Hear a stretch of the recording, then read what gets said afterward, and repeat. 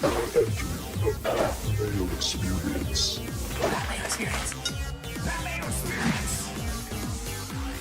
Mayo Experience. Experience. Welcome to the Pat Mayo Experience Week 16 DraftKings picks. We got everything for you. Tambo and John are on the line. Let's jump into it.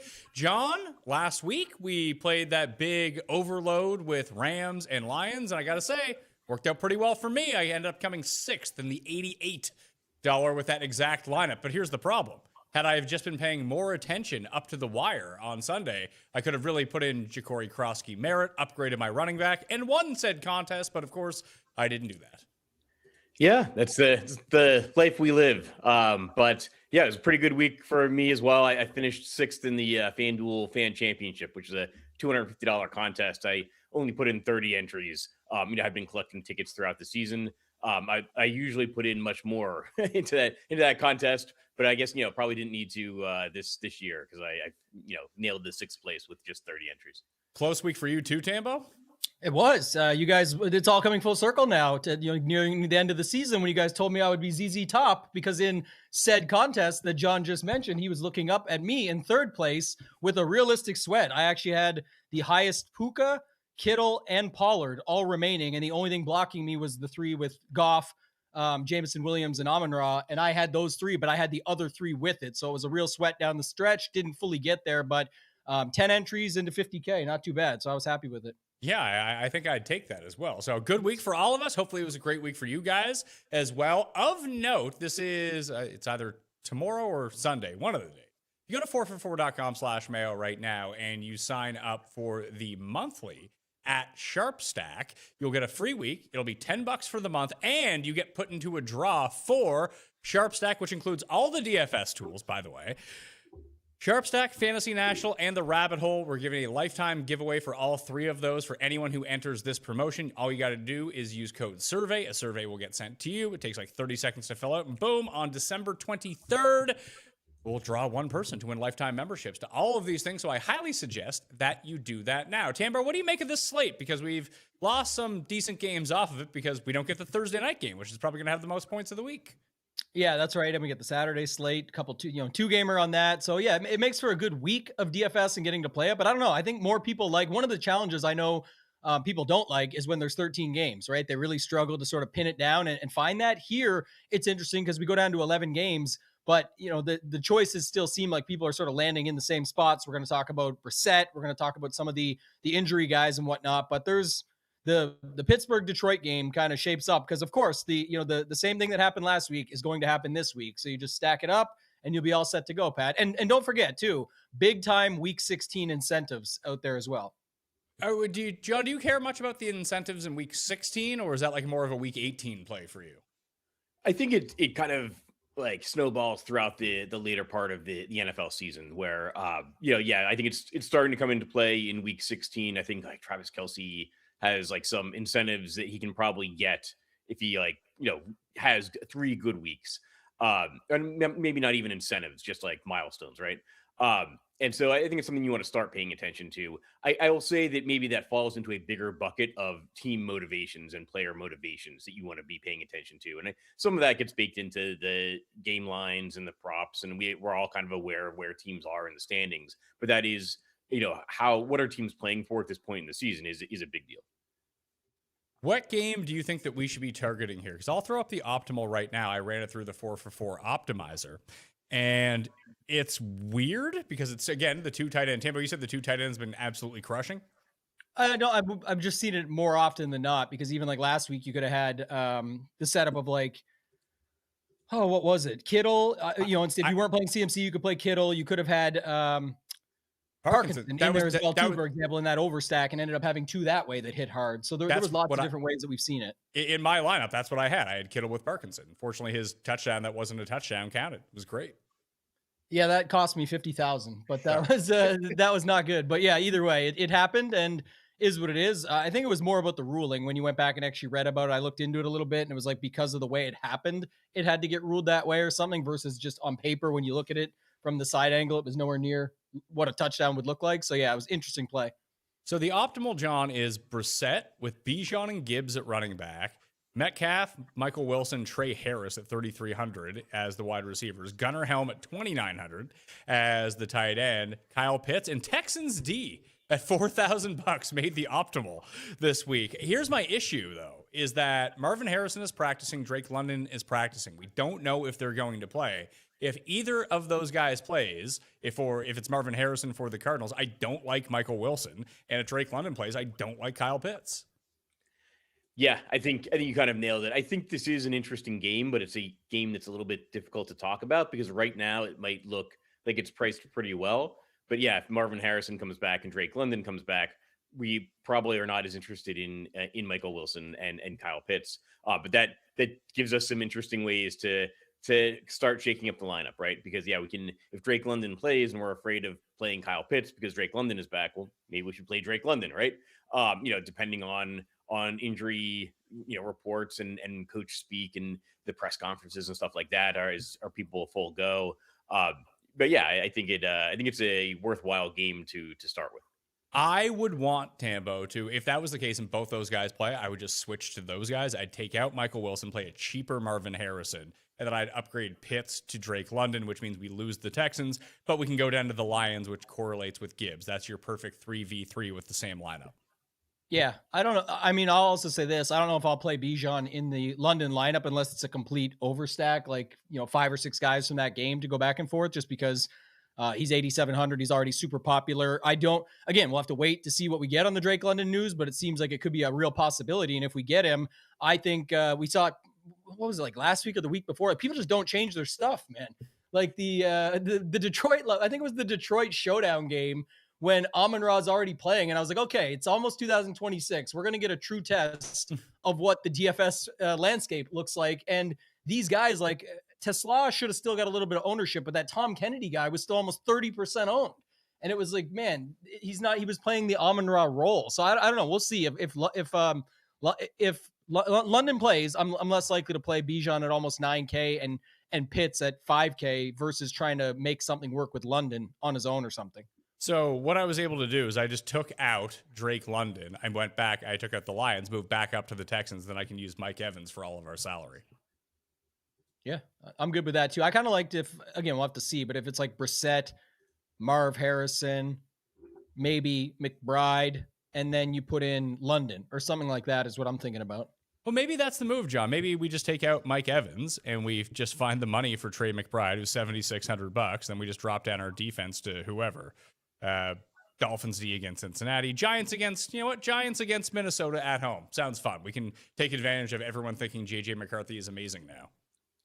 Yeah, actually, I think the defense is going to be, it's an interesting week for defense because the Texans are in a very good spot, but everybody's going to recognize that. And like, how often is the highest projected defense really the highest scoring defense at a position that is like so random, right? Like the Giants could easily run back 2 touchdowns, 2 kickoff returns or something like that, right? That like really shakes up the defense position. I think the Texans are going to see heavy ownership, and that's something we want to think about in terms of defense, so that we don't, a position we don't always like focus on.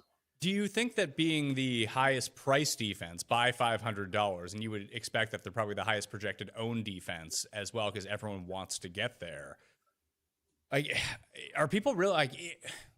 How many percentage of the people in like a large field tournament, let's say the Millionaire Maker tournament on DraftKings, what do you think their percentage ends up at? Because it's still a lot of opportunity cost to go up to 4,000 to pay for a defense in that many lineups. I think we had a similar situation, I want to say last year, or maybe it was the year before. I remember it was the Bengals defense. I want to say it was against Cooper Rush when he was with Dallas. And that the Bengals defense ended up coming in at, I think, 35% ownership on a full slate. And it, caused a DFS uproar. But that memory, is serving me well, that I think that they were a lower price defense that came into play.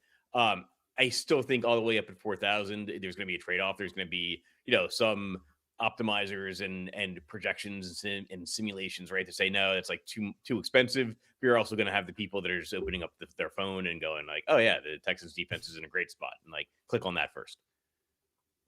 Do you think it's going to end up being the case, Tambo?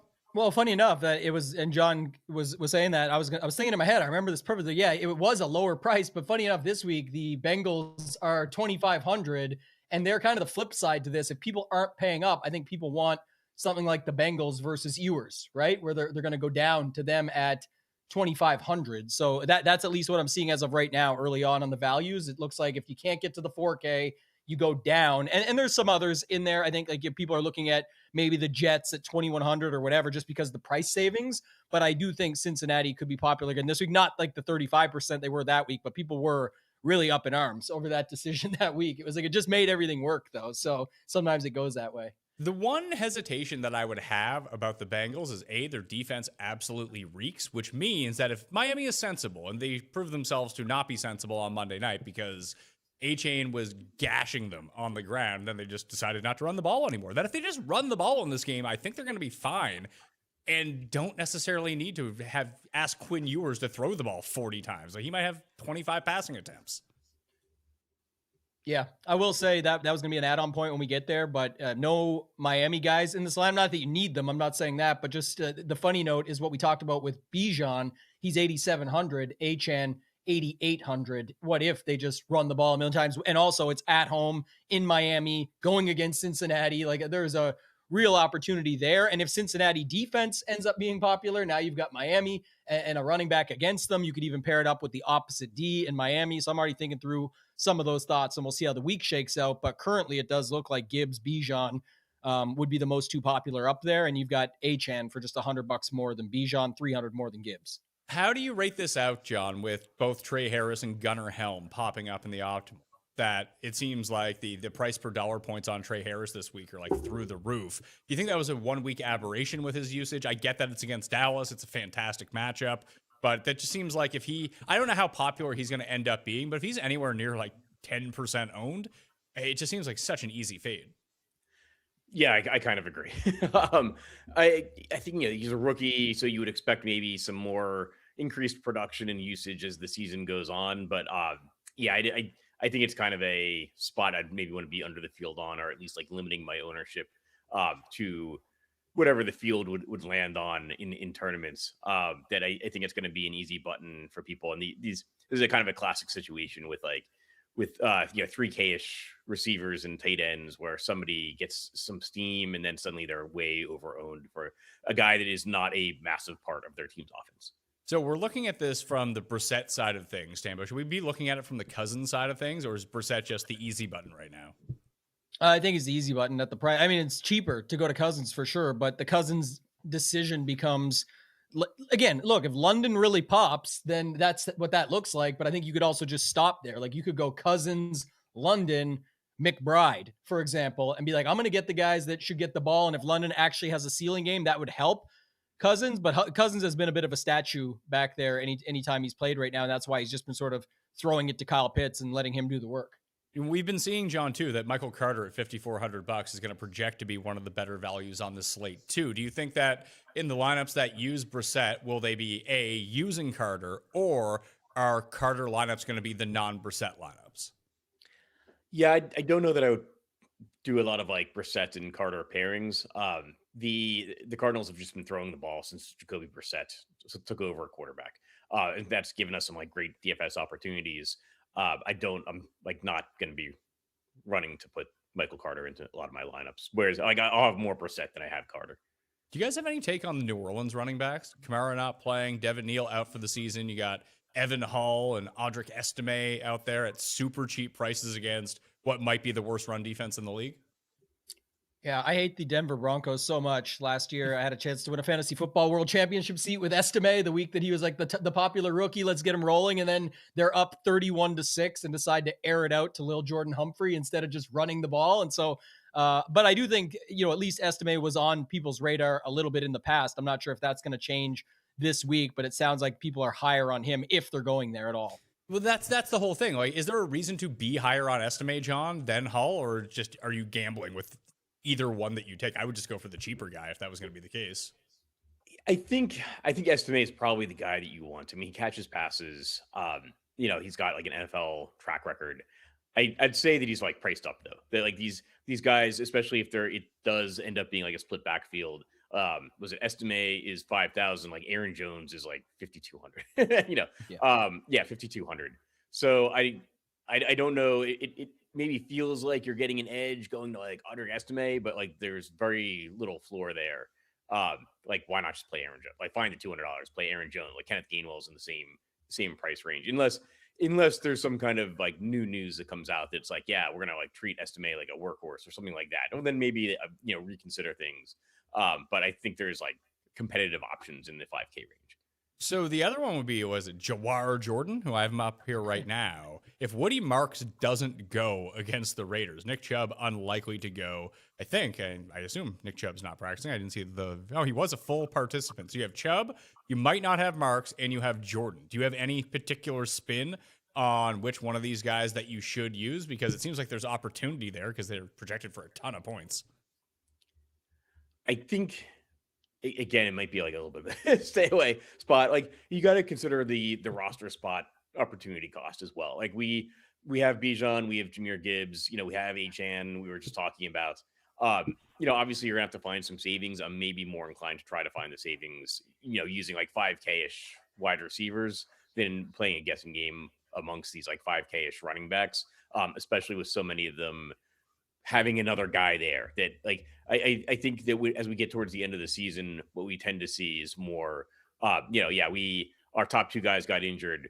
We elevated a guy from the practice squad. We're splitting carries between this guy and this guy. The Houston situation last week, maybe a little bit different with like Woody Marks getting dinged up in the middle of a game, and so they couldn't necessarily prepare roster wise.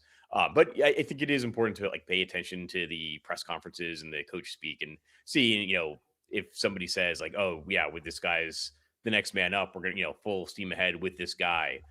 Then that's maybe something you want to reconsider. Of all of the $5,000 running backs, maybe even below Tambo, which ones are you the most comfortable with? Like, is Michael Carter or Tony Pollard the lowest you would go? No, there's one that I'm very comfortable with. And John mentioned both of these guys on this in different areas. He talked about Cooper Rush and a team against him. The irony is Cooper cannot rush. But the irony of Kenneth Gainwell is that he does gain quite well on the ground. And it's insane that like at 5,100, people, he can't do it again when he gets 29 fantasy points. He doesn't need 29 fantasy points, but wait a minute, 18. Can't do it again, 16. Can't do it again, 19. 7 targets, 6 targets, 8 targets, full PPR site. Like I don't care what the ownership is on that spot. I'm very interested. Plus, if people are going to be playing Metcalf at 54 more often and they don't want to play Gibbs and Gainwell together, or they're trying to finagle that, Gainwell is by far the standout for me. Woody Marks, by the way, was said to be able to come back last game, and now Chubb back at practice. I'm not trying to figure that spot out when I can just play it. And by the way, the 19.6 we just saw was with Warren.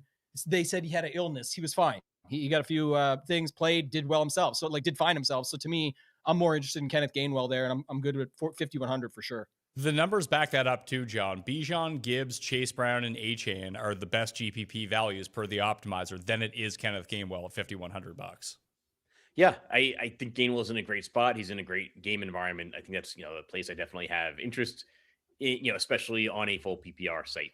These guys don't necessarily need to have monster rushing totals and multiple touchdowns to pay off a 5K price tag on a full PPR site if they're getting receptions. But they also do have the possibility of getting that multi-touchdown game, which is like what we're looking for in tournaments. Keenan Allen only needs 3 more receptions to earn $250,000, by the way.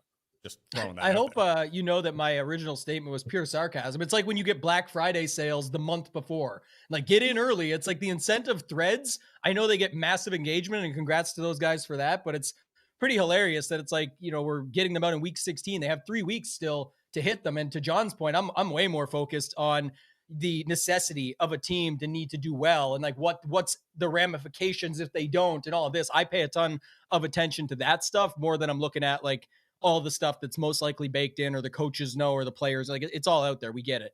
I'm guessing it's because of the point totals here, because I can't think of, is Quentin Johnson going to be out again? I haven't really heard much about it throughout the course of the week, because both Trey Harris at 3,300 and Keenan Allen, John, both rate out like pop in the optimizer of the two better values. They are the two best values below $5,000 at receiver. Yeah, I think Johnston's probably going to be questionable. I think he was limited on Thursday, so we'll have to see what the Friday practice reports come out with. but yeah, that's something that could shake up the Trey Harris value there. Well, the other part too, Tambo, would be if Rashee Rice doesn't play, and it doesn't seem like he is going to play, maybe they reactivate Hollywood Brown, who was a healthy scratch due to personal reasons last week. I have no idea what it was for, but then you have Xavier Worthy. Unfortunately, Minshew is playing quarterback, but would those guys have any trust for you? Because they're so cheap. I don't know. Sometimes Minshew mania happens, man. It might not be unfortunate. Maybe they'll like it, but yeah, I would definitely have a little more interest then. Like Worthy is 4,400 right now. So going against Tennessee, I don't really care who's throwing in the ball. I think he's plenty capable. And it's obviously much more intriguing if Rice is out. Then it's like, okay, $4,400. It becomes sort of the situation like we talked about with those mid-range running backs or those cheaper running back values where it's like we don't need everything from them if it's going to make the rest of the ceiling pop in the lineup, whatever that might look like. But if you're going to be trying to get to something like a Amon-Ra with Jameson Williams or something along those lines with McBride or in the other game that we talked about there, the expensive running backs, you're going to need values, and he would be one that would stand out for sure. John, last thing before we jump on to some of the other games, what would you do to this lineup that we currently have, which is essentially an Arizona-Atlanta stack, to make it more favorable for you? Like, do we, like Gunnar Hellman here just doesn't feel very good. Right. Yes, it's a good question. I would maybe play around with the Gibbs and Metcalf because it's just not part of the game. Like, you know, the game environment that we're looking at. And it's like, I mean, it's hard to do because it's a nice little mini stack there. But I guess the players I would want to maybe get out of the lineup, right, are Trey Harris and Gunnar Helm. The question is, what do we find, that we can replace that with? And, I like the Trey McBride pairing with Jacoby Brissett. But, we still now have 3150 per player. Maybe try Gainwell with JMO. Yeah. For starters. Yeah, I like replacing those two. You got it, Pat. That's what I'm just out of curiosity. I mean, this won't be super sneaky, but I think the idea of just let's see what the money is now that at least it's something to work with, right? You go up almost, up to 40, almost 4,400 per now. Yeah, you're Worthy, yeah. Yeah, you can get Worthy in there pretty easily at 44, or you can find the biggest pay down tight end. Who is the biggest pay down tight end if you're going to take a flyer this week, do you think? I don't know, but what I was gonna say, I guess like Schultz is there. You could do a couple different things, but for me, when you mentioned the Gunnar Helm thing, a lot of those situations are like, again, where people just say, I need 2,900. So they go to that versus not looking and seeing that guys like Fannin are 45. And I get that it's more money. It is slightly more money, but sometimes you get what you pay for. And it's not that much more to go up to some of these guys that like, these aren't the right prices for these tight ends. It's just the current pricing structure on DraftKings. Even McBride, I get it, but at 7,600, the guy's having games like $9,000 running backs or $9,000 wide receivers. So it is what it is, just the breakdown of the pricing. But I think I'd be looking to move up from Helm to some of these other guys in the 4K range that are right there. So we can try this out. The problem then that leaves us with 4 options at defense. You got the Chargers, Steelers, Browns, and Jets, if that's the way that you wanted to go. I'd probably go with the Chargers, honestly. Their defense has been pretty lights out over the past few weeks.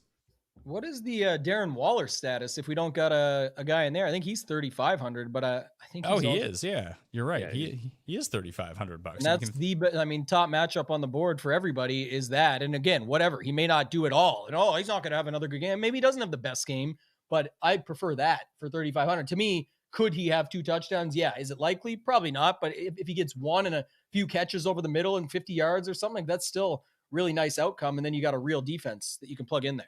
Yeah, John, the other thing you can do, too, we're up to 34, which would leave us with the Saints as the best available defense. But it felt like last week when Higgins was out, everyone was looking for the non-Jamar Chase type player. Maybe you go back to Yoshivas. Maybe you go back to, what's the other loser who doesn't do anything? What's his name? Tinsley, that guy. Yeah, Tinsley's 3,600. Yoshivas is 3,900. Like, would those guys interest you? I'm only saying that in the worthy spot because now that we're using Waller, just have someone on the other side. It's a little bit tough because, it's tough to be like, let's go back to the guy you just described as the loser that never does anything. I love him. But yeah, I mean, I do think we want to be kind of thinking outside the box. I'll say that I think the difference between like Mitchell Tinsley and Trey Harris, like if Quentin Johnston is able to play, is not as big, right, as the ownership might show or the projections might show. So yeah, I do think there's other cheap wide receivers you can go with. Do you guys have a preference between Saints, Chiefs, Broncos, Lions, Buccaneers, anyone in that range?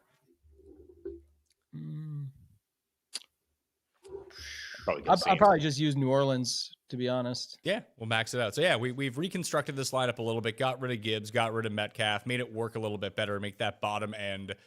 I mean, Worthy and Waller, I feel much better about than Harris and Gunnar Helm, but who knows? That's not a bad spot to be. All right, I'm going to enter that one. I want you guys to think about one game apiece that you do want to talk about as we sit here and we wait and people buy these products that I'm shilling to you right now. Look, I keep telling you about Omaha Steaks, and not every single person has got Omaha Steaks yet, so rectify that now, because they are the official sponsor of tailgating. But in the Pat Mayo household, Omaha Steaks is the official sponsor of the holiday season, because I got guests coming over, and they like meat, whether it be steaks, burger, deli-style franks. All the heavy hitters are coming in that cooler, which is so glorious to crack open, easy to make, throw it on the grill out back, and you're going to be set up, no running to the grocery store, and you actually have food that people want to eat when they come over to your house. Shipped right to your front door. There's no off-season for flavor with these guys. Make game day delicious with the official sponsor of tailgating. Visit omahasteaks.com and get $35 off with promo code MAYO at checkout. That's omahasteaks.com, promo code MAYO at checkout. Terms apply. See site for details. Underdogs expanding the game. You already know their player picks. Pick higher or lower on player stats. Today, Underdog prediction markets are live in 25 states. Back your squad with spreads, handicap for closer game, or totals, higher, lower combined score, combined with player picks for bigger payouts. New customers play $5 on fantasy, get $75 in fantasy bonus entries. Code Mayo. Team picks, player picks, all on Underdog. This show is sponsored by BetterHelp. The holidays are all about traditions, and there's one tradition that I think that more people should consider: taking time for yourself. Therapy can give you space to reflect, reset, and even rewrite the holidays to look like what you want it to look like. Maybe it's starting a new tradition with your family, or maybe it's just carving out time to take care of your own mental health. That's where BetterHelp comes in. BetterHelp is an online therapy with fully licensed therapists who are matched to you based on your needs. They do the hard part up front, and if your match isn't right, you can switch anytime. With over 30,000 therapists and millions helped worldwide, it's therapy that actually works. This December, start off a new tradition by taking care of you. Our listeners get 10% off at betterhelp.com/PatMayo. That's betterhelp.com/PatMayo. All right.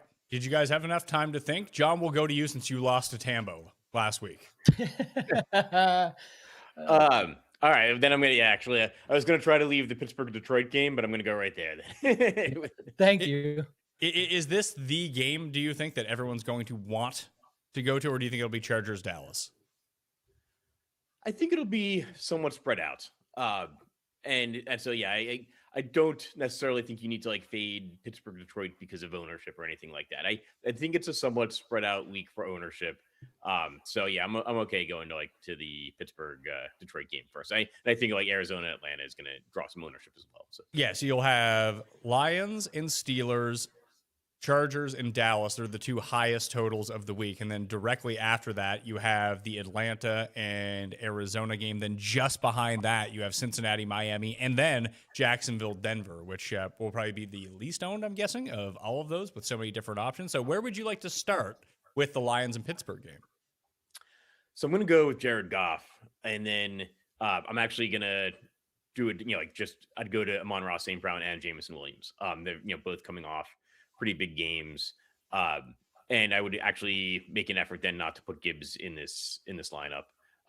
Salary is we're starting to run tight on salary already. But this is basically a story of it's the Detroit passing game to the wide receivers instead of Jahmyr Gibbs that's having the big day. And yeah, I think go right to kind of Gainwell. So do you use Gainwell plus another piece in your mind, John, or is this the base where we should be working off of? I think you could use. I think we can start here. I mean, you could always put in DK Metcalf. Like that's somebody we should keep in mind if we want a massive stack from this game. And I think it's possible, right? Like it's at Detroit, but if we're stacking up this game with like two Lions wide receivers, we're saying that the game probably is close and high scoring. So there's multiple Pittsburgh players then that are paying off their price tag as well. Tambo, DK Metcalf isn't very much money at $5,400. He can work in this lineup if that's the way that we wanted to go, if we use Gainwell at the same time. Would you want to go with DK, or would you want to find one of the punt tight ends? Or are you now giving up too much value at tight end, picking between one of Pittsburgh's 4 tight ends? I think it's first off where we're, not at right now, right? The rest of the field, we're leveraging them somewhat. I mean, this will be popular too, but if we're going with a 4 or 5 man, like you said, we might even get to DK here. So it's kind of like if we might go 5 guys in this game, is like, are we going to put, Michael Carter into this because we're trying to leverage up those Brissett lineups and get after it that way? Are we going to put in, Darren Waller because we want a piece of the Miami game, and maybe it'd be nice to get Achane into this lineup, and you probably could. Maybe we can't afford that either. So something like a Carter Waller and see where that lands us, and then say, look, we're covering some of the other angles. Now, what are we missing, and what can we use to fill it in that doesn't sacrifice too much? So what do you think that we're missing here, John? I threw in Michael Carter. I threw in Darren Waller. We have $5,000 per player for a flex, a wide receiver, and a defense with this method. You could use DK Metcalf, maybe get up to 600, or you could use someone from the Denver-Jacksonville game that we just talked about. Where would you like to go?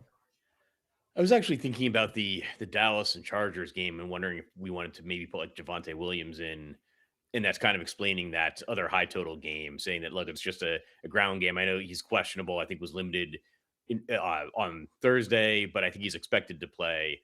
And that's maybe a thing where, okay, we're explaining why the Pittsburgh-Detroit game is the one that sticks out on the slate, because like the Chargers Dallas is a little bit more run heavy than we were expecting, and then the Atlanta Arizona game is a little bit more run heavy than we were expecting with Michael Carter, and then we've got space for a defense there.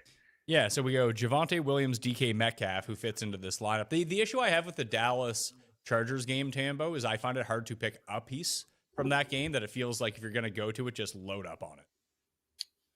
Yeah, that's definitely a way to go about it. I always like to flip it a couple different ways. John got to the way I would most likely go, which would be with Javonte Williams. I just think you're saying, look, that's going to slow down some of the other pieces. It's going to, cause the ceilings not to happen, not necessarily to be able to get to those ceilings because he's doing the work. And the other way is with the defenses, but obviously it's very tough to pick up on either of these defenses right now. So I like the Javonte Williams call. It's just, I don't know if it lands us in like a no man's land or at the 3,100. If you guys have something you like there, I'd be fine with just closing it out that way. I don't mind the Vikings, John. I know that I like the Giants on the other side, but this game just seems full of shenanigans. Yeah, it could be. I'd actually say that we'd maybe want to use the Cowboys defense because we've got Javonte Williams there. Yeah. And so we're saying that maybe this is the game ends up coming in under the total. Justin Herbert's got like a broken hand. So and no O-line. So I think we'd maybe go with the Cowboys defense. The one issue I have about the Cowboys is that Quinnen Williams is likely to not be playing in this game, and he has been the direct result of all of their pressures over the past 4 weeks now. Yeah, but I would say too, the other side of that is like the Chargers O-line is not great either. So, it's just the flip of the bill. But for me, that's where these decisions, like let's say the Cowboys aren't popular at all in this slate as it currently stands. It doesn't look like they will be. And then people get so up in arms. We just talked about earlier with the Bengals thing. It's the other way too. When it's not like a super chalk defense, it's a defense nobody was on. And like, of course, these guys, these superstar players got to the Cowboys defense like nobody did, and they get all these points. It's luck that they get the points. It's random, of course, high variance. But in this case, John literally just made a case and explained why we would plug them in here, even on a hand build perspective. So I'm fine with it. And I think that's what people don't realize, or like a receiver on the other side of a game stack. And like, how did someone get to this 1% guy? Well, it's easy. They stacked 3 guys from the other side and ran it back. That's how they got there. So I think that's always an interesting thing about DFS and what I like about the game so much. So yeah, I'm good with this. All right, so let's pump that one in there. And Tambo, will go to you. Which game did you want to go to? Man, well, John went to where I was thinking of. Interestingly enough, like I'm not in love with the Chargers Dallas game, even if it was like going all in. So, just looking at it from a couple different ways, the one thing that stands out to me at least, and it's just interesting, but I talk about this a lot. You don't really see bad teams with big totals very often. And I know when people think of big totals, they immediately go to Detroit as 29, other teams like that. But The Saints at home with almost 24, 25 team. And I'm seeing Jawan Johnson pop, and I'm seeing Olave pop, and Tyler Shuck, who could run some balls in. And we're talking about them not having these running backs. I don't know if you have to run it back, but you do. I love this. This was going to be mine. what is it, Mitchell? It was going to be Mitchell, yeah, or Hall, one of the two. Mitchell popping more. I like that. Yeah, and I think that the Saints are sneakily somewhat difficult to run on, especially with the offensive line and this offense in the state where it is right now. Yeah, Shuck, Jawan Johnson, Chris Olave. We're looking good. No Vele for the rest of the season. I just think it's about affordability. This stack sucks. If people look at it, they'll say, "Oh, this is horrible." But it's like, remember, what do we know right now is when we named our running backs for this slate that we like, we hummed and hawed over the 5K range outside of maybe Gainwell, and we were like, "But we know what we've got up top with those guys." And to me, that tells you some of these cheaper stacks, you should try and make some of them work. This would be one that you could try. Yeah, there's this one, John, and then there's Bucks Carolina at the same time, which is not, it's like 2 points lower than the next biggest game totals. And I just don't think that anyone is looking in that direction. How would you fill out this lineup? Would it be Shuck, Olave, Johnson with AD Mitchell? Can you think of another route for the Jets or Saints? I do think you could consider Breece Hall, but I do prefer the AD Mitchell side. It's so predictable. They acquire a young player in a trade, and then really pump him up as as the season becomes meaningless. Like, look at this amazing player we acquired. And I've been like an AD Mitchell fan since he was in Texas. He's actually in my best remaining best ball team. So yeah, I like the lineup as we're developing it. It's interesting. Yeah, this is this is off the board, but it's all plausible, right? So I like the way this lineup is developing. I think you can go H-An and Jamar Chase. They're probably not going to see like a ton of ownership, but like they're obviously both players can break the slate. It's in a higher scoring game. I like the idea of like New Orleans being indoors, right? As we start to move into December weather, not necessarily like huge weather impacts on this slate, but it's always cold in like Cleveland and Chicago, places like that in December. And we've got a nice cozy indoors environment in New Orleans. So I threw in H-An and Chase here, Tambo. The problem is that leaves you with $3,400 for a flex and a defense at that point. Would it make more? And I threw in Michael Carter into the lineup too, just try to get different pieces of those different games that we talked about. Do you think that H-An and Jamar Chase is too expensive, or is this the right type of lineup to try that in? I think I'd be more focused on getting Jahmyr Gibbs or Amon-Ra into this lineup, because you're leaving a 30-point team total out there right now for a what looks really bad Cincinnati team, even though they've got themselves a pretty good team total on the road. Hopefully, they're going to get them from somewhere. And the other thing is Jamar Chase eats kind of no matter what, as we saw last week. So I get it, but I just prefer to try and get back to these Lions if I can in some of these spots. Would you want to go Gainwell, Amon-Ra, or would you want to go Gainwell, Jameson Williams, just for a bit more of a saving? I like the idea of what you're doing there now, just because of the factor of like you could still maybe get an H-An or something in there. I don't know what will exactly fit, but just of note, like that's the kind of setup where you don't need to run back H-An. You don't need to run back anything ever, really. But in this case, I'm just saying, like, if you don't get to a Cincinnati guy, then so be it. But you've got Amon-Ra allows you to not use Gibbs, which leaves room for Gainwell. And then you're getting a couple pieces in that game with H-An, who makes a lot of sense. I guess the other thing you could look at is if you wanted to go double tight end with Waller, who we talked about earlier, with Waller, and then move H-An to somebody else. Like, can you get like the Texans D and a really good? Oh, it's Gibbs and Amon-Ra. Shit, that's pretty crazy. Well, you could go Gibbs. Let's see if this works. You could go Gibbs, then Chase, and then you have you almost have it that you can fit Texans D in. You can use Bills that's D what I was looking at. I think you're like $100 short, right? You're $100 short. Always the case. If there's a $100 button in DFS, we'd have made a lot more money over these years. It's like, damn, we're always $100 short. Like, just let me buy it. That's what they should do, John. That should be your pitch to DraftKings, to make a bit more on the rake, that you can buy an extra $100 for 15% of the buy-in of the tournament. Yeah, 50,100 salary cap. Right. I'll make that pitch. But it goes into the pool, so the pool gets bigger, so everyone's not as mad. Like, all right, let him have that $100. I don't even need. I can do 49.7 and beat him. Okay, but give the $100 in, and that goes into the pool, and everybody wins it. It makes the pool bigger. So we can construct it like this, John. How do you feel about that? Just kind of plugging in guys from some of the other games we liked. We went double tight end, but we used Waller with now Jamar Chase at $8,600. Gibbs gets into this lineup with Gainwell, and that leaves us with the Bills defense. I'd maybe not put in the Cincinnati Miami pieces, and I might just say we should make it like a Cincinnati Miami game stack. And I would like take this salary. I really like the idea of like getting up to Bijan Robinson if we can. Yeah. Like I don't think we need to get that different when we're starting off with a New Orleans Jets stack. Yeah, we can put in like Bijan Robinson, and we don't necessarily need to worry about the ownership.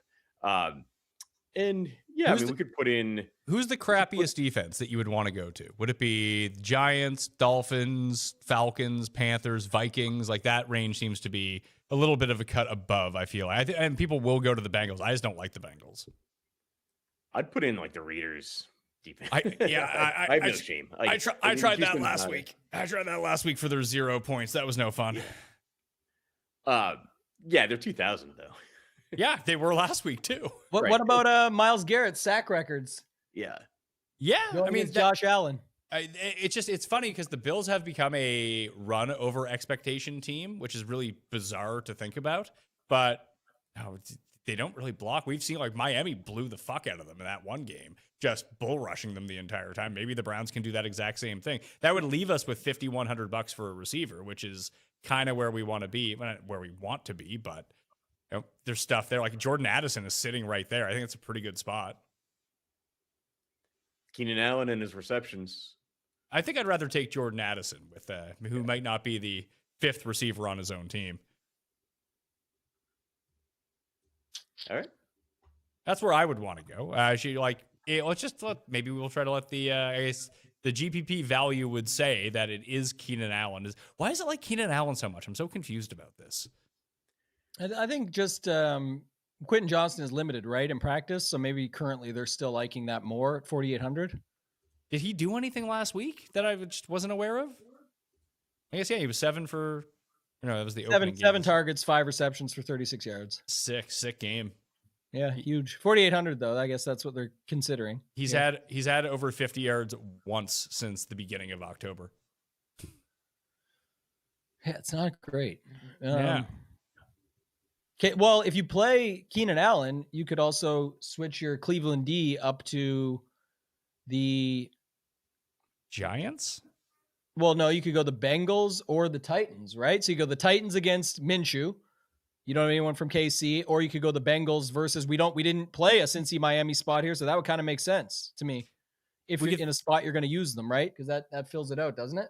It does. We could throw I'm just looking at some of the other cheaper options right now. I guess we already have AD Mitchell, and so that wouldn't work. Jalen Coker is $4,500 if you're just looking off for like a punt receiver in one of these games. John, like, do you have any take on like those guys in the 4,000s, or is Keenan Allen your favorite of those guys? I'd maybe try to get to Xavier Worthy. Put in Worthy. I mean, I know he's somebody we've already used, but I think that's a really good price tag if Rashee Rice is out. Gardner Minshew is a veteran quarterback. He kind of fits into the Joe Flacco mold in my mind, where he's just gonna throw the ball. Like, why would he not just keep throwing? And Xavier Worthy has the speed, right? It's not a great Tennessee defense he's going up against. That's a good price tag at 4,400. That gets us back up to the Cowboys and gives us a piece of that game if we want it. I prefer the Vikings defense for $100 left. That's me. But what would make more sense strategically here, Tambo? Would it be to use the Cowboys defense because we have no Chargers and no Cowboys? I'd be fine with that. That's my zone of how I look at it. Doesn't make it right because your call with Minnesota could very well just crush. Like you said, there could be a ton of shenanigans and they get there and do whatever. But from the perspective of I'm leaving a game off the board, what would be the way to slow down what's almost 50-point team total or game total would be for me to just say I'll plug in the Cowboys and hope that does the trick. That's what I'd be looking for anyway. All right. There's a way to get here, I think. I really like this shell of the lineup. The Shuck, Olave, Johnson with AD Mitchell, and what you can throw in. Like, we obviously decided to go with Bijan and Gibbs. If we just wanted to give up one of those guys, I feel like we could make the bottom end of this look pretty good quickly, John. Like, if we want to give up Bijan, right? Let's say we give up Bijan and we just simply move to Trey McBride in the flex and see what that does for us. All of a sudden, we can upgrade Xavier Worthy up to $5,600 at receiver. Like we can fit in Marvin. Jacoby Myers fits in there. I think Jacoby Myers is probably the preferred guy to take in this Denver matchup. I doubt that he sees a ton of Surtain in this game. Yeah, I'd go to DK Metcalf and say that we've got then a Pittsburgh Detroit stack here that Jahmyr Gibbs goes absolutely berserk and that the Steelers are throwing the ball. Gainwell is getting his receptions, and then DK Metcalf is also, getting, some chunk plays as the Steelers pass the ball, try to come back. There is one other spot here that we haven't talked about. There's two players, and maybe we'll use them as a mini stack a little bit later on. And it would require, I'm trying to figure out how to do this, but I think that Justin Jefferson goes off this week, Dambo. Well, I was just going to go there next anyway. Well, I wanted to let you finish this one up first, but we got to get to that because you said Addison at 5K. It's the lowest price on Justin Jefferson since the year 2000. And you could just play him, McCarthy, whatever. I was going to say one more point, though, because it was in the original build. You just had the shell of the one before this. I just realized this for the slate, and it's the two highest projected expensive running backs, so it's kind of important. Assuming you have a flex available, every Jahmyr Gibbs Bijan lineup can be Achane Amon-Ra. It's the exact same price. Interesting. So if you're looking at those flips, or you think that's better for you, or whatever it might be, that's just a note there on building. I mean, a morning, afternoon game, not much you can do. Just noting the setup. When I see that kind of stuff, it's always interesting to look at how it plays out. So do you want to go to Minnesota and the Giants? I mean, this is John's wheelhouse using Jackson Dart. I'd be using McCarthy, but it's up to you. Which side do you like better, John? I'd probably go Jackson Dart, just because of the rushing ability. I'd probably go with Dart. I mean, Dart has more rushing ability. McCarthy does have some rushing ability, though. He was literally doing the gritty on them last week as he walked it in untouched. The best fake we've seen maybe all season. And then, he's a little cocky, but that was like his second good play of the year. But, you got to give the guy something for it, I thought. But, I don't mind this. This is fine. But we can – the issue becomes that if you use Dart, and I guess you're kind of projecting, John, that Dart is going to rush one in, therefore you don't need a ton of receivers. It's just without – like, we can use Theo Johnson all we want. Theo Johnson doesn't really do anything. It's like it's Wandale, it's Dart, and that's kind of it on the Giants unless Tracy goes nuts. Yeah, but he's 3,700. So I don't mind the idea of putting Theo Johnson in here. He does something. He's got like 3 receptions, going back about 10 games, at least 3 receptions, and with a 7 in there, right? I'd go for 3,700 if we're playing Jackson Dart. I always like the idea of pairing a cheap tight end with the quarterback that I'm using, because I generally don't have super strong feelings amongst the cheap tight ends. I guess my point here, Tambo, would be if we use McCarthy, then we can go Wandale as the run back and just go Jefferson, Addison, fill out all of our receivers right away. Again, I don't disagree with anything anyone said. My main thing was when you had said Addison was awesome at 5K. We know Jefferson. You're like, I think he could go off at 6K. If both those guys have a big enough game to matter, JJ McCarthy had a huge game and he's 4,900, and you could use Robinson or you could use Slayton to speed it up. Slayton's at 4,200.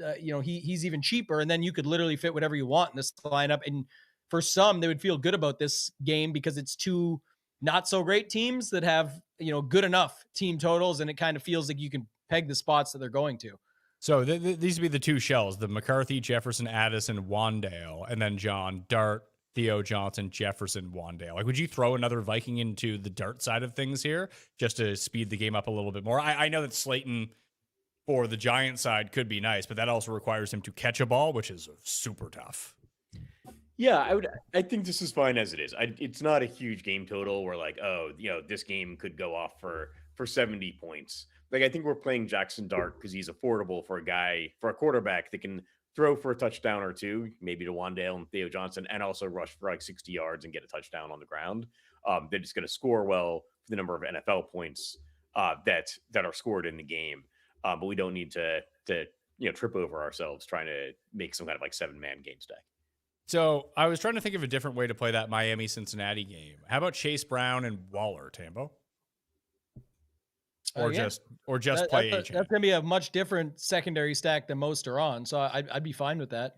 in that even if we throw the Texans in, it still gives us $7,000 per player if we want to for a running back and a wide receiver. What does that look like? Gibbs and Metcalf actually fits. Actually, perfectly. yeah, perfect. There's one. So there's a way to fill that one out. If we go to the other side, to the McCarthy side, we actually have more money to play with if we wanted to. Even if we didn't, let's say we didn't want to use Texans defense, we wanted to use that Bengals defense. Is this a spot where you just throw in John, Bijan, and Achane and just roll it that way? Yeah, I think you can do that. I'm not worried about ownership necessarily with the JJ McCarthy, Jordan Addison start. So yeah, I think we put in the expensive running backs. Now we're starting to get a little bit tight on salary, but yeah, we have our Darren Waller 3,500, and now we've got a reasonable leftover for a flex player. Yeah, although the problem is the flex players from that spot aren't very good. It's like Rashad White, Devin Singletary, Tyler Algier. I guess Kelsey is $4,700. Yeah. You said if they're going to throw a ton and all his incentives, John, just chuck him in. Yeah, I mean, I think he's coming up on some like player milestones, and it's not clear what else the Chiefs are doing with the rest of their season. So why not just throw the ball to Kelsey? That's an interesting way to pump in both of those. There's one that I wanted to get to that I assume it's going to be lower owned, although I have ownership projections in front of me. Let's just see here who people are using at quarterback. I guess he's the fourth highest owned quarterback. I just thought that a CJ Stroud onslaught might just be the move here. Yeah, if he continues to throw to Nico Collins instead of just throwing to him once right off the hop for 60 plus, or 57 yards or whatever, and I'm not going to throw to him again until later in the game in the fourth quarter. It's keep throwing him the ball. But I already was saying earlier, I think Dalton Schultz still pops. I like Nico Collins. He's priced in a dead zone that people aren't going to be able to get. Most people are going to go up or down there, right? It's Amon-Ra's only 8,400, Jamar Chase 86, and if they're going down, we'll wait on the Marv news. But there's different guys below, and then the Metcalf Worthies of the world possibly as well too. So I think he's kind of in an interesting spot there. Who are you using from the Raiders, if anybody? No one. That's okay. Yeah, that's what I was going to say. Maybe even plug in the Texans D. Onslaught.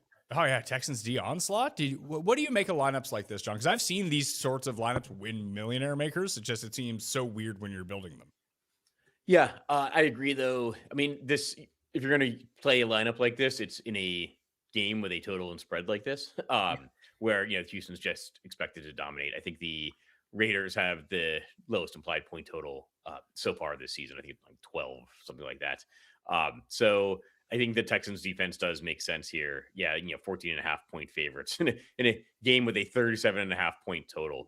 I will say that I usually go there more like in a situation where I might be using the running back. But I don't know, Houston's running backs are hurt, so maybe they just score through the air and then the defense is shutting down the Raiders. Is this a spot, if we were to play this lineup, Tambo, would you throw in another pass catcher for Houston just to try to double down, save some more money, then build a super team? It's like you can see my screen. I was actually looking at Higgins for a second because I liked him last week, but I was like, I don't know. But yeah, it just does get a little bit more tricky, of course, after that. But because you're saying in this lineup already, it's more like what the story tells. You're already saying they're going to smash. To John's point, talking about bad teams with big team totals. The bad teams with totals this low for their team, you just don't see very often. And then you got Houston with the big total at home. If you're worried about weather, you're not in this game, like on the slate. I mean, you're definitely not for this game. So to me, it's like, yeah, you could throw something else in. It just gets a little more tricky after that. I'd probably build without it, to be honest, Pat, and see what else we want to roll with. And then if you just happen to land on that range, you're like, well, definitely I would throw it in. Yeah, that makes sense. So let's take out Jalen Higgins for the moment, John. Where do you think that, should you just try to jam in Bijan, Gibbs, whoever else? Or is there a method to this to try to maximize the two running backs, receiver, and flex spot we have remaining? I'd start with probably Bijan. I think he's going to in one of the best spots on the slate. And again, the concern is going to be ownership. Like if I'm using some of the higher owned quarterbacks, if I'm using maybe like Jared Goff, and then I don't necessarily want to go to Bijan. But in the CJ Stroud lineup, that's like a double stack with the Texans defense, I'm not necessarily worried about the Bijan ownership. For simply just pivot plays and saving a little bit of money here, because it seems like we want Achane or Gibbs to go with Bijan, John. You got James Cook at 77, ETN without Tootin, but against Denver at 7,000. Chase Brown at 69, and Bucky Irving at 67. It feels like those four guys just simply, it's either not going to be owned, but compared to everyone else, it's either going to be higher or lower than that price point and that range that Tambo just talked about. Yeah, and they're all, or at least like Etienne, Chase Brown, like Bucky Irving. These guys catch passes. Like Chase Brown is a running back that you're kind of surprised by his game log, but like 7 receptions last week. That in a point per reception scoring system, that's like 70 extra rushing yards, and he's getting the receiving yardage total on top of that. So, I mean, I think that's a good range. I think it's going to be an underplayed range as people just go up to Bijan, Gibbs, and Achane. All right, let's try Chase Brown in this lineup at 69. Tambo, would that be your preference of those four guys that I just mentioned? I'd be fine with it. I think the issue is definitely that, that we do have to find somebody there. So, because if you looked at like the Bijan Gibbs version, you can't afford anything. Even if you plug in like Gibbs and DK Metcalf, you're down to 3,100 a piece. So I'm actually good starting with what you got there. Maybe it is Chase Brown and Waller or something, and go back to the double tight end and then see what it leaves you. Maybe there's like maybe it's too expensive. If we go Chase Brown Waller, no, we still can't. I was thinking if we could get like a JMO with DK Metcalf or something, but you still can't even get that. We'd have to take Bijan out. Yeah. I was just looking at an example, but yeah, whatever else you see. Who's 5,600 that we liked? Jacoby Myers is right there. He's really the one. Coming off a big signing, man. People are not happy about that contract, even though there's been plenty worse, to be honest. For me, the easy answer here is Marvin Harrison Jr. if he plays. All right. Yeah. And then like if you want to go back in and flip him to Jacoby Myers if he's not active, that's probably the move. I think we've got Bijan in this lineup. I think actually playing Marvin Harrison on the other side, it's hard to think about Marvin Harrison being so much cheaper than Michael Wilson. Actually, I had trouble finding him on my player list when I was looking for him, because I just instinctively looked at Michael Wilson and went up in the salary range, right? Looking for Marvin Harrison. So I think it's a good price tag, and it makes sense for this lineup. And what we have seen, Tambo, is when Marvin Harrison plays, Michael Wilson is the clear number 3 option on that team. It goes McBride, Marvin Harrison, then anyone else. Which I think is weird, but yeah, like Michael Wilson, anytime he's played, people keep making fun of him too. He's been awesome. So I don't know why they don't just keep chucking him the ball, but yeah, I'm good with that. And I think that makes more sense for that lineup at hand, just the way we had it built. Okay. Is there a way that we can tackle the Dallas Chargers game? Like, is it just a Dallas onslaught? I don't think necessarily. I think you can, I think Justin Herbert's a reasonable play. Broken hand and all.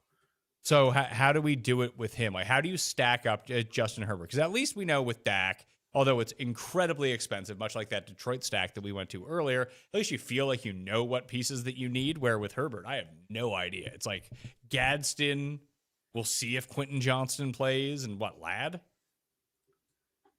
Yeah, well, I'd maybe start with Gadsden. Can always like start with the tight end. And then I'd go from there, like 4,100. I like the idea of getting another Chargers wide receiver in there, but it's a question of who, and some of that's going to come down to practice reports from Friday. Well, let's work under the impression that Johnston is going to be out. Do we just throw Trey Harris in then? Yeah, I think Trey Harris makes sense in like Justin Herbert lineups, whereas I wouldn't necessarily want to jam in Trey Harris if he's seeing heavy ownership. But if I'm playing Justin Herbert, then Trey Harris makes much more sense. Where would you want to do the stack up here with the Chargers side, Tambo? Is there anyone else we should include? Is Lamb the right guy to bring back with? It's just it's everything John said already. Like we're gonna have to wait on news, but if you're playing off of what we started with, it's almost like the way I think about it is what we have at hand, the information and the optimal having Harris in it.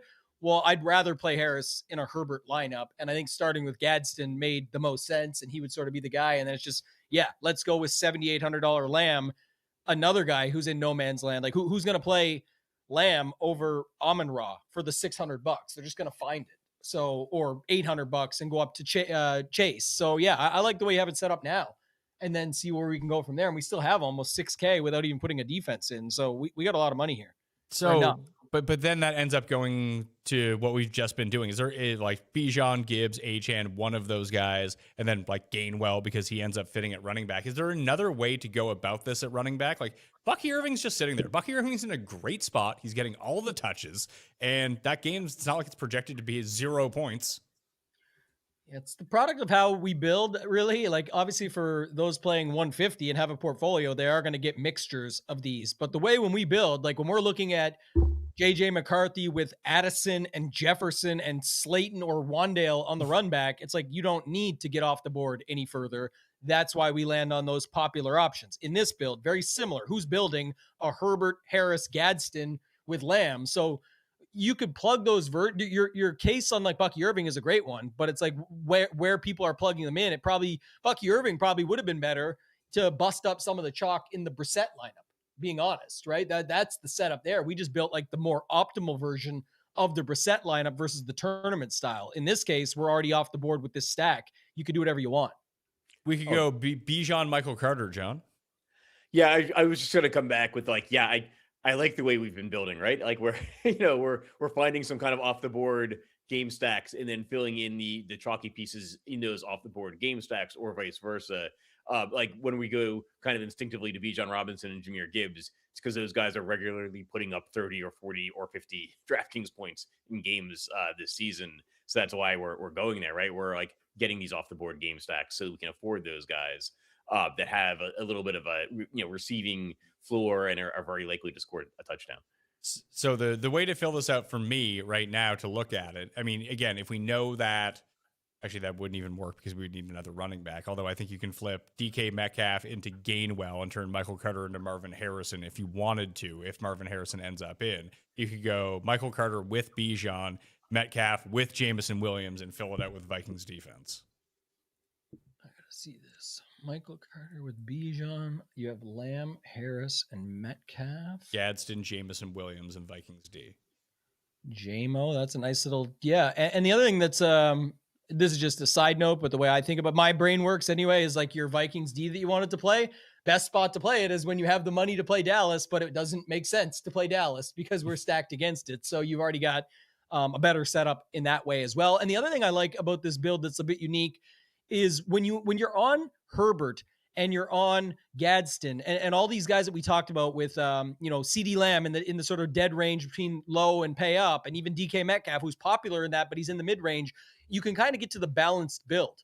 None of these guys really they all have a capable ceiling, but they also all seemingly have pretty good floors. That's, Trey Harris, you can make certain cases, sure. But for the spots that they're in the position that we're using them, like I do think this is a lineup where you could see if other stuff busts up on the slate, you've still covered a lot of angles and can make it work. So I like that. Few questions here in the chat. They ask, John, for you, any interest in the Tampa, Carolina game environment? It's not one of my top game environments, to be honest. I think it's fine. I think it's like a secondary place. I'll go there probably in my 150 set. I don't know that I'll necessarily go there in huge numbers in like single entry or if I'm doing a small number of lineups. Tambo, is Ewers playable at $4,000? Yeah, well, it's funny you say that because I was just going to say to John, I would actually go to Ewers, Waddle, Waller, or even just Ewers, Waller, like we've been using this whole time. And I'd rather play that and then stack up a ton of stuff before I would go to the Tampa Bay Carolina game myself. It's not that I'm fully against it. That's a spot that I would see that I could you could literally go Ewers and Waller and stop and just keep rolling it from there. Put Jamar Chase in maybe. I'm just saying like do that and then fill it out with whatever you want. And I think you'd be fine. Yeah, and you can get back to, let's see here. Bijan, you know what? Let's do Amon-Ra on this one. Amon-Ra and Gainwell. Okay. Let's see. Then we can do Bijan. No, now it's way too much money. Bijan's these top running backs are so expensive comparative to everyone else on the slate. It's hilarious. What can we do here? We could go Trey McBride and London. Oh, good Lord, we have not enough money left here. Yeah, this is tougher than it seems.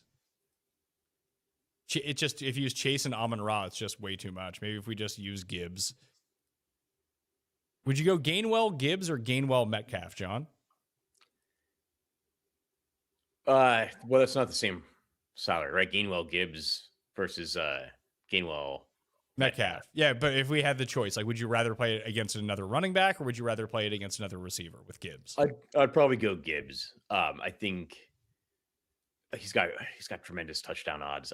I love the Quinn Ewers stack, by the way. I was secretly hoping we'd do a Quinn Ewers stack because the Dolphins probably went to him for a reason.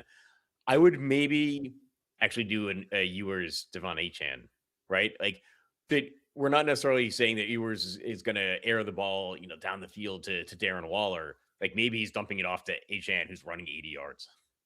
That actually makes some sense. That if you can still get those cheap seam routes to Waller and then the dump offs to Achane, that maybe you don't need Waddle Tambo, and then you just bring it back with. Would you rather bring it back with Jamar Chase or Chase Brown?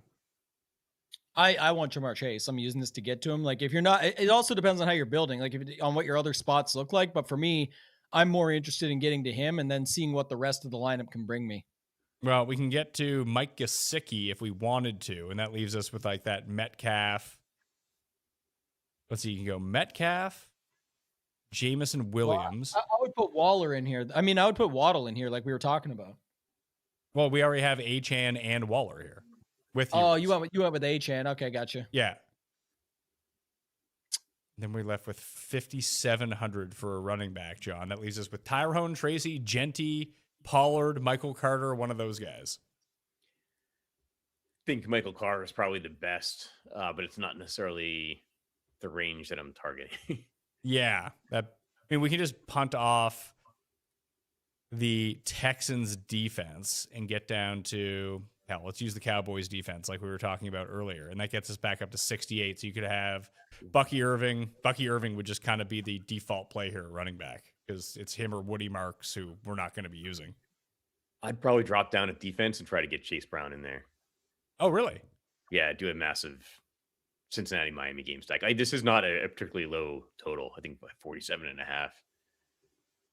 We can keep Gesicki in as the flex or find someone else to play at tight end or just go down to Vikings D from Cowboys D. I think that makes sense. Is this going to win $1 million, Tambo? I don't think it's bad at all. I think it's just, go back to your Vikings, like you said. I think this is how you said it earlier, your own words, where maybe we just leave that Cincinnati-Miami game out and we go there for a full-on game stack later. And that's what we've done. So I got no problem with it. It's you got 6 guys from one game, a secondary stack from the other, and then bam, land on the defense that you've liked. So yeah, I've got no real issue with it. So before we wrap up, there is one more question. It's interesting. I'm late, but have the guys talked about Kyle Pitts and if he's a viable tight end at 30% ownership? Again, I just think that if Drake London plays, I don't want to play Kyle Pitts. He has not been good with Drake London in all season. Yeah, I think that's a very reasonable take. Yeah. And again, I think that's funny though, because that is true, but also I think people don't want to play him because they feel like it's chasing. He's not going to, spoiler alert, just to let you know, he's not going to have another 48.6 fantasy point game. But if he gets you 24, that's still really good at 5K at a onesie position where you can play 2, but you need to play 1. So just keep that in mind when you're building. But if I landed there and that filled everything else out and made sense or whatever my lineup looked like, I would not move off it just because Drake London's back or just because he's not going to get almost 50 fantasy points. Again, I'm still going to go back and play him just fine. I'd be good with it. What do you guys think that his ownership will end up being? Big time dependent on London, but currently it looks like he's pushing that 25 to 30 range.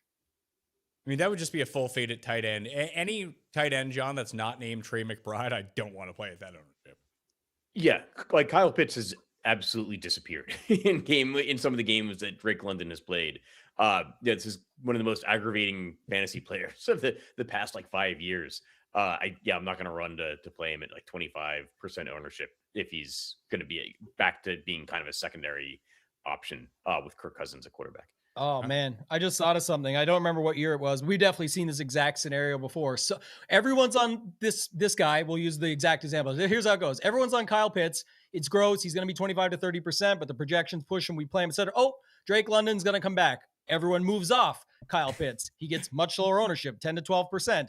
Drake London plays, gets injured in the first quarter, re-injured. Now Pitts has a huge game. Everyone's pissed off because they had Pitts and then moved off him. That's definitely a scenario we've seen play out before in DFS. So can't wait for that to happen. That'll be fun. If you use Kyle Pitts, you'll be ecstatic about it. I won't be that person, so I'll lose all the money I won last week. I'll just give right back. Yeah, that's how it goes, man. It's the game. That's why we love the game. That's why we play it. John, you are with Davis and friends later on this afternoon on the 4for4 YouTube channel. Yep, 12:30 p.m. The DFS 4for4 MVP podcast. Myself, Davis, Pat Crane, and Neil Warfield. How's Davis doing? Does he have any energy these days with the little kid? Might be some bags under the eyes, but I think he's handling things well. Mid-season life change is always difficult, but he's hanging in there. He's closing the season strong. Shout out Josh Norris too. Just had a new baby this morning, Tambo, that they didn't plan. Like, we're planners. We make sure this stuff doesn't happen in the middle of NFL season. Yeah, that's typically the way I got her done. But to each their own. Everybody does their own thing, and sometimes things just happen. But Davis is crushing, man. Didn't you see? He's getting into a Mina Kimes or whatever her name is, the Mina big Kimes? time. Yeah, Mina. That's what it is. Yeah, he was into a battle with her the other day. I think she brought his tweet right up and put it on the show. So yeah, she did the Davis voice. They said, I don't know. I follow along all that stuff. I think it's quite entertaining, to be honest. Well, the Davis voice is just like random internet making fun of people on Twitter voice. It's like, yeah, hello. and she nailed it. That's what, and he even said, he's like, she didn't know his voice, I don't think, but she used his exact post on X, and then she did his, what he called his voice, and it was perfect. I thought it was great, all of it. Code survey at 4for4.com for the monthly Sharp Stack. You do that, it's $10, plus you get a free week. So you get 5 weeks of Sharp Stack, which includes all the DFS tools for only $10. Plus, you fill out the 30-second survey by using code survey, which will be emailed to you. You get a chance to win lifetime memberships for Sharp Stack, all the DFS tools, then all the DFS tools and research for golf as well. Plus, Tammy, you guys got the Ship It Games going on? Ship It Games is rounding out. We got the 12 days of shipments, though. You can see me in a Santa hat and a Chevy Chase Christmas vacation shirt if you want to follow at Ship It Nation on X or at Ship It Nation DFS on IG or TikTok. But putting those out each day, giving away, it's every day we give away 5 months or $500, 6 days or $600. Like, it just depends on if somebody's a member already where it's a bill credit or if they're not a member, but it's very easy to engage on social media. I'll be back tomorrow talking about it on Leverage Lane, 10 a.m. Eastern with Alex Blickel. We're going to be teasing something big as well tomorrow. So check that show out. And then Sunday with Hoop and Title, my guys over at Ship It Nation on the YouTube channel there, 10 a.m. Eastern as well. All right, that'll do it for me. I'm Pat Mayo. Sub to the channel, smash a like. You got any questions, dump them down in the comments section, and I will see you next time.